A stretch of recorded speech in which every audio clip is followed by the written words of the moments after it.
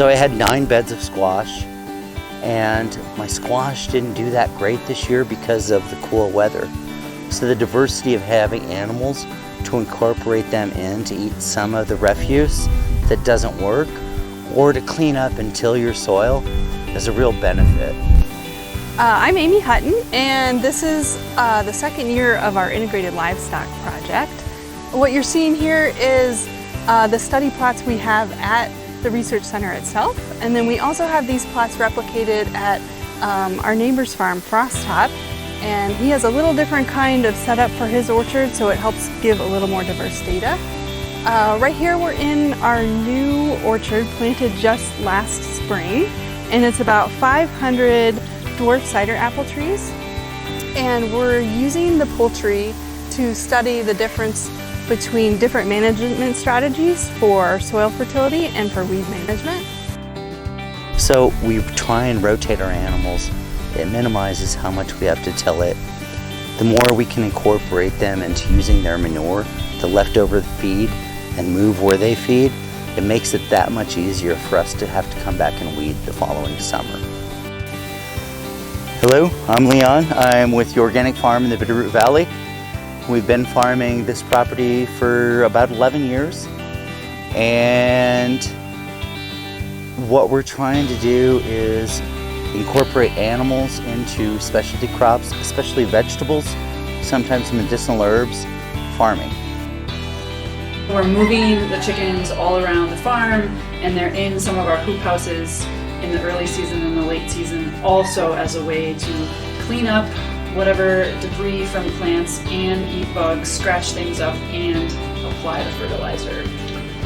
We have small pigs and turkeys, geese. We have a few goats that when we knock out their goat house is going to the field as well. We had a cow that was actually the bigger manure producer, but it's always about the organic matter mixed in with poop from in the barn. That is the mixture, is where the beauty lies, not in just the excrement, let's say. And the goats we're really using for weed control. They're in a part of our property that's really hard to manage, and so the goats take care of it really, really well. And they're half there to manage weeds, and they're half there to be like petting zoo animals, because we have a lot of children coming to the farm, and so the goats are always a prime attraction. Well, you know, when we bought this property 20 years ago now, we looked at the soil and we had the soil tests done, and it was dismal, really dismal, and there was very little organic matter in it.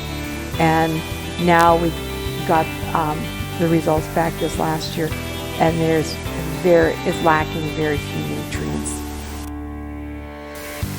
If we didn't have the livestock here, the first thing that would happen is that we would have to fertilize with a chemical fertilizer, and we don't now.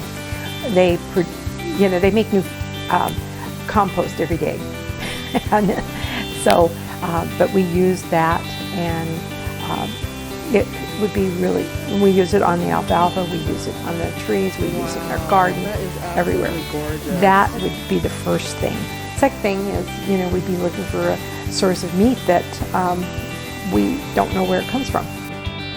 So manage Mill Creek and Fourth Wave farms, and we lease a 76-acre parcel of land in Corvallis, and then have this place here, which is 10 acres, but mostly we just grow stuff in the high tunnels. And then we raise some pigs, and mostly they just eat our compost, and then we eat them. It's nice not to throw away all of our compost, and we get some pork out of the deal. It's pretty good pork, and they're really cute, and they're our buddies. And wherever exactly we are raising the birds depends on where we want the fertility that these birds leave behind. Because every bucket of chicken feed that I carry to them, I consider fertilizer to the field that they're on.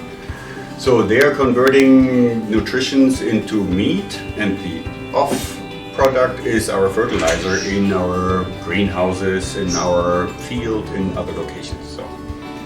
And we like to joke that it's self-applied fertilizer.